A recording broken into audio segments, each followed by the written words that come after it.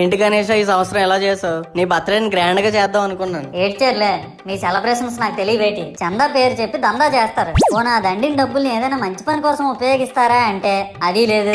పైగా నా విగ్రహాన్ని కొనడానికి పెళ్లి సంబంధాల్లో పిల్లని చూడడానికి వెళ్ళినట్టు పొలోమను 10 మంది వెళ్తారు. అందులో ఒకడికి ఆ బొమ్మ నచ్చిందని, ఇంకోటికి ఈ బొమ్మ నచ్చిందని. నా కర్మ ఏంటంటే అక్కడ ఉన్నవన్నీ నా బొమ్మలే. మళ్ళీ తీరా 10 మందికి ఒక బొమ్మ నచ్చాక అమ్మేటోడు అలుసుగా తీసుకొని 10,000 15,000 అని బాంబు పేలుస్తాడు. ఎందుకురా బాబు ఇంత రేట్ అంటే కలకత్తా నుంచి తెప్పించామంటాడు. నాకు అర్థం కానిది ఏంటంటే ఎక్కడైతే నేను కలకత్తా నుంచి అయితే నాకన్నా మొనగాడు వస్తాడా, అక్కడ కూడా నేనే కదా.